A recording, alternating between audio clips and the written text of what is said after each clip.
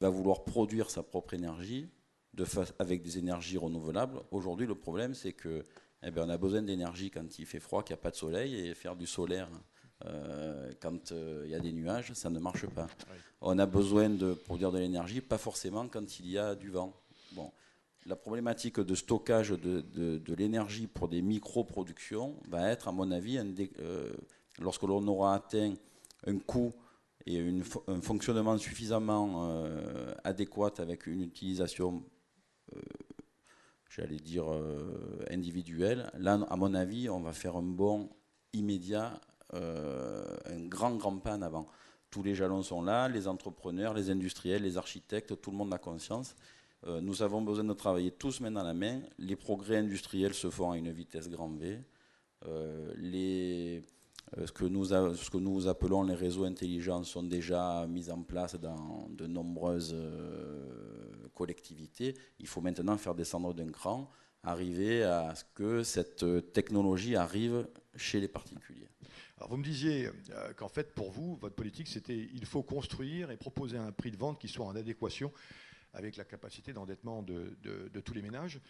Mais vous rajoutiez derrière qu'il fallait aussi que toute la filière soit concernée, prenne conscience de ceci, et, parce que vous représentez le bâtiment, en fait, je construis un bâtiment le matin, votre quote-part, elle ne va pas plus loin que 40 et quelques pourcents. Ouais, alors, il y a un nouveau changement de mentalité aussi qu'il va falloir dont il va falloir faire attention. C'est ce qu'a abordé tout à l'heure Emmanuel. C'est que nous ne pourrons plus demain aborder le coût d'un logement ou le coût d'un bâtiment uniquement sur la construction. Il va falloir passer vision globale et coût global à long terme d'un bâtiment. Pourquoi? Parce que c'est toujours les mêmes effets avec probablement, malheureusement pour nous, vieille Europe, la paupérisation des ménages. C'est que les gens n'auront pas les moyens d'entretenir les bâtiments et cette charge, il faut l'anticiper. Il faut, au moment de la conception du bâtiment, au-delà de l'ouverture vers les autres, il va falloir penser le bâtiment pour qu'il ait un faible coût d'entretien et qu'il soit un faible consommateur d'énergie. Donc, ça veut dire quoi? Ça veut dire qu'il va falloir résoudre une équation qui est complexe. C'est qu'il va falloir faire des bâtiments qui soient très bien exécutés, très bien réalisés, très bien conçus, qui vont peut-être risquer de tendre à coûter plus cher parce qu'on va essayer de mettre des moyens au début pour les rendre les moins coûteux plus tard, tout en étant devant une contrainte qui est bien inéluctable et constatable, c'est que les gens ont de moins en moins de ressources pour se financer, pour acheter les logements.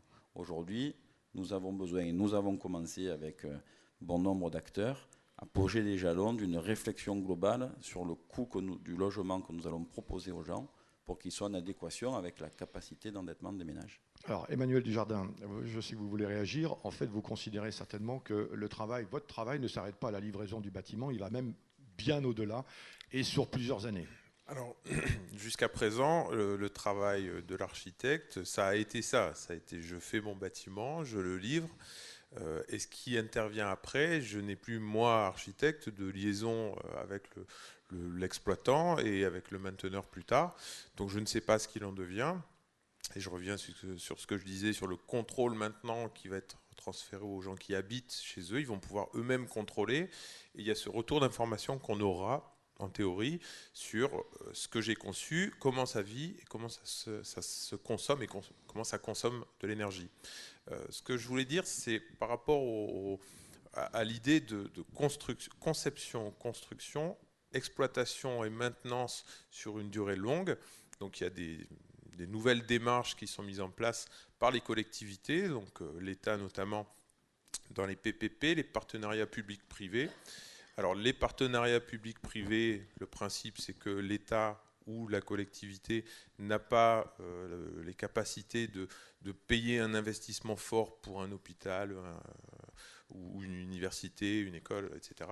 Donc on confie la réalisation à un privé et va payer des loyers pendant 30, 40, 50 ans. Donc politiquement, c'est un autre débat. On peut être pour, on peut être contre. Je ne vais pas rentrer là-dedans. Par contre, l'intérêt du principe, c'est que dès le concours d'architecte, ce concours d'architecte ne se limite plus du tout à la seule personne de l'architecte et de son bureau d'études. on a dans chaque équipe, c'est un concours où en général il y a 3, 4 ou 5 équipes qui concourent, il y a l'architecte, le bureau d'études, l'entreprise qui va construire, l'entreprise qui va faire la maintenance pendant les 30 ans et le banquier. Ce qui veut dire que dès le premier coup de crayon qu'on va avoir à faire, on va se poser la question de, attention, pendant 30 ans, si je fais des fenêtres en PVC par exemple, ces fenêtres, comme au bout de 30 ans, je vais devoir rendre le bâtiment dans un état proche de celui au moment de la construction, c'est-à-dire que je vais l'entretenir pendant 30 ans et je devrais le rendre à son propriétaire qui aura fini de payer ses loyers dans un état pratiquement neuf, je vais devoir changer ces fenêtres. Si je les fais en PVC, combien de fois sur les 30 ans je vais les changer? Combien ça va me coûter de les changer? Si je prévois une chaudière avec un haut rendement, sur les 30 ans, je vais économiser de l'énergie. Si je prévois une chaudière pas terrible, je vais devoir la changer ou elle va consommer beaucoup. Jusqu'à présent, ce qu'on avait tendance à dire, c'est le budget du client, il est de 10 millions pour faire le siège social de son entreprise ou l'école, etc. Pour 10 millions, eh ben, je peux lui mettre une chaudière comme ça. Elle n'est pas terrible, mais je vais lui mettre. Je vais lui mettre des fenêtres, elles marchent, mais elles marchent pas. Elles ne sont pas aussi performantes que si je les payais un petit peu plus cher. Moralité, pendant la vie du bâtiment, j'augmente les consommations, je dois remplacer le matériel, mais peu importe. Moi, architecte bureau d'études, j'ai rempli mon cahier des charges qui disait pour 10 millions, vous avez un bâtiment. Je pense qu'on est vraiment maintenant passé dans une autre dimension. Le coût global, c'est la notion à avoir. Je construis, j'utilise, je maintiens et j'entretiens pour qu'au bout du compte, je gagne sur la durée. On arrête d'être ce qu'on est encore un petit peu dans le logement. Dans le logement, on fait beaucoup de programmes de promotion. On fait un projet. L'important pour un promoteur, c'est de pouvoir mettre un label sur ses documentations commerciales. Donc vous avez plein de labels verts, toujours basse consommation, c'est magnifique, etc. Une fois que l'acheteur a dit banco, je vous achète, on le construit, mais peu importe ce qui se passe derrière, je pense qu'il faut un petit peu revoir ce point de vue, après moi le déluge. Le promoteur qui va contrôler, vérifier pendant 5 ans, pendant 10 ans, que ce qu'il a vendu fait réellement réaliser des économies d'énergie, lui, il franchira un pas en avant, ce que sont en train de faire les bailleurs sociaux, parce que les bailleurs sociaux gardent leur patrimoine, font payer leurs charges à leurs locataires, et donc ils ont une démarche beaucoup plus patrimoniale que la production de logements à vendre. Monsieur Salah, je crois que vous aviez... Oui, moi je voulais réagir un petit peu sur les enjeux globaux autour du bâtiment et puis de la ville pour les resituer un petit peu. Pour vous donner quelques grands chiffres, si je prends la consommation d'électricité en France, c'est autour de 400-500 TWh, quelque chose comme ça. Aujourd'hui, elle se décompose grosso modo en 3 grands tiers. Vous avez un premier tiers qui est la consommation de ce qu'on appelle les résidentiels, donc c'est les particuliers comme vous et moi. Un deuxième tiers qui est le tertiaire et un troisième tiers qui est l'industrie. Alors l'industrie, lorsqu'elle est fortement consommatrice d'énergie, a déjà optimisé ses process industriels. Et ce qu'on constate malheureusement, c'est que sa consommation décroît, certes parce qu'elle optimise, mais aussi malheureusement parce qu'on se désindustrialise. Les 2 autres parties, c'est essentiellement le bâtiment, très très clairement. Alors le monde du tertiaire, lui, vous le saviez mieux que moi, il est en train d'évoluer très très fortement, avec aujourd'hui une offre de bâtiments complètement intégrée. On vous construit le bâtiment, on vous l'exploite, et l'acteur qui est capable de vous proposer ce service vous fournit une garantie dans la durée. Donc c'est des enjeux pour le monde de l'immobilier tout à fait colossaux, et dans lesquels nous, électriciens, sommes très très étroitement liés, puisqu'en fait il y a une interaction entre nos métiers. Ça, c'est le bâtiment neuf. Le problématique du bâtiment, c'est qu'il y a un tissu de bâtiments existants très très très important, et que le rythme de renouvellement en fait du bâtiment est faible, très très faible, moins d'1%, moins d'un demi% par an, quelque chose comme ça. Donc, lorsque vous réalisez que le bâtiment à lui seul consomme entre la moitié et les 2 tiers de l'énergie, et que vous avez un taux de renouvellement qui est de moins d'un demi% par an, donc vous vous dites, il y a un travail à faire sur la rénovation.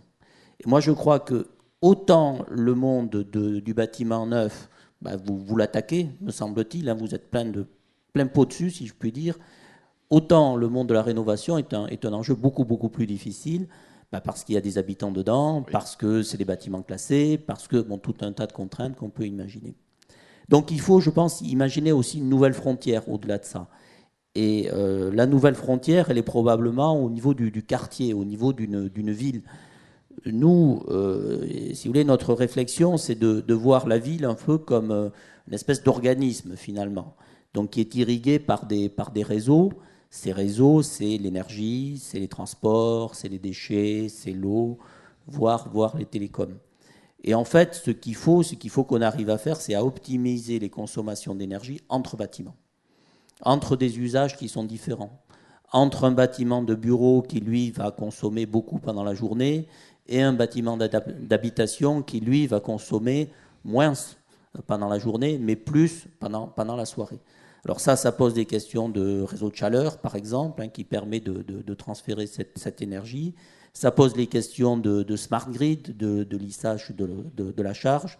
J'en profite d'ailleurs pour souligner, M. Bucchi ne l'a pas évoqué, mais Premio, c'est effectivement le premier smart grid français. On va en parler. On a beaucoup travaillé ensemble, hein, entre Lambesc et EDF, on en est assez fiers. Mais c'est ce pilotage intelligent de la ville qu'il faut faire. Et il faut le faire au niveau de l'ensemble des réseaux. Moi, je crois que c'est ça, aujourd'hui, dans le monde du bâtiment et de l'immobilier, l'enjeu auquel vous êtes confrontés. Peut-être un peu la nouvelle frontière pour les architectes. Et nous, en tant qu'électriciens, on est tout à fait prêts à vous accompagner sur ces champs. Alors, M. Bucchi, après M. Bucchi, si ça ne vous ennuie pas, Corinne Vézoni va répondre. Parce que de toute façon, je voulais passer avec vous 5 petites minutes sur le cas concret du projet Premio, justement. Vous aviez quelque chose à rajouter sur le propos de M. Salah ? Non, c'était simplement sur la question des bureaux. C'est vrai que depuis 30 ans, la consommation énergétique des bureaux a considérablement augmenté, d'autant plus dans les pays méditerranéens avec la question de la climatisation.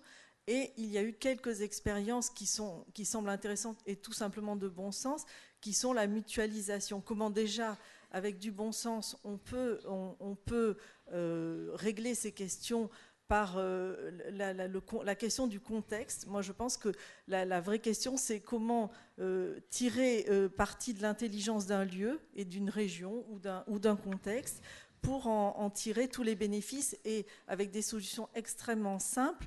Une exposition, un rapport à la terre, un rapport à des matériaux locaux, ne pas aller chercher très loin, au niveau des entreprises également, le rapport au végétal, toutes ces solutions-là sont des solutions très simples qui peuvent résoudre tout simplement les problèmes, qui sont des solutions éternelles que toutes les villes du monde entier, toutes les villes les plus mythiques, les plus intéressantes que nous allons tous visiter, résolvent en général.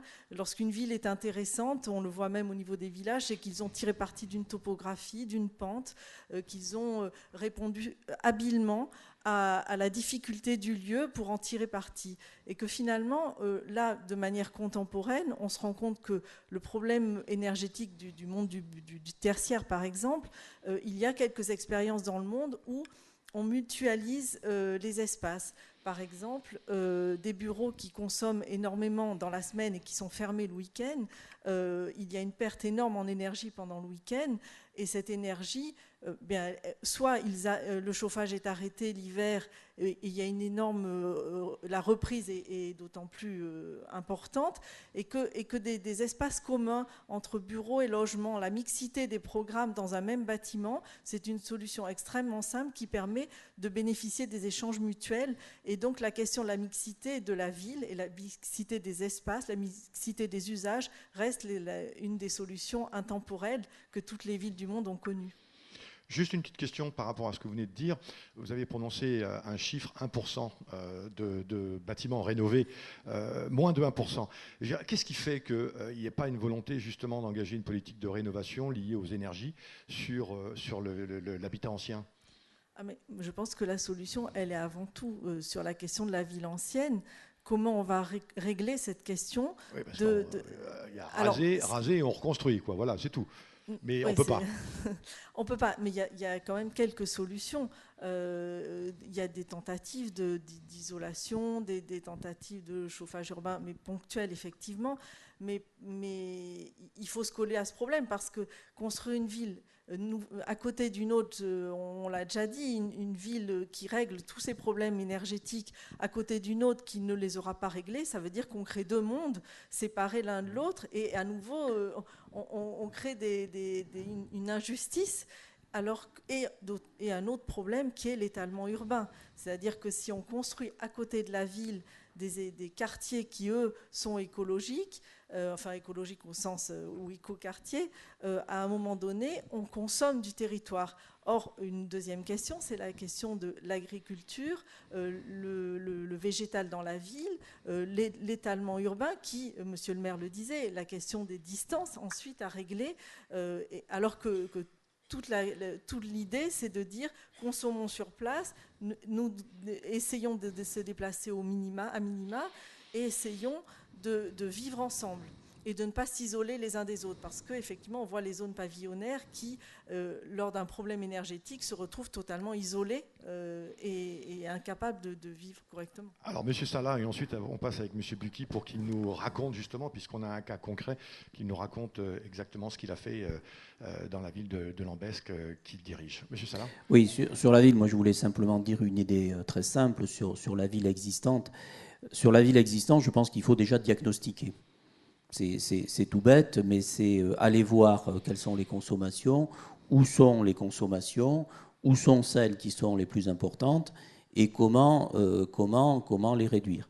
Ça peut être fait au niveau de l'habitat individuel, ça peut être fait aussi au niveau des grands acteurs propriétaires d'immobilier, que ce soit les acteurs sociaux, les collectivités, que ce soit aussi les grands acteurs du tertiaire. Alors, je fais un tout petit peu de pub. EDF fait ce genre de choses en termes de diagnostic. Il faut regarder précisément où est la question. Et puis ensuite, la traiter.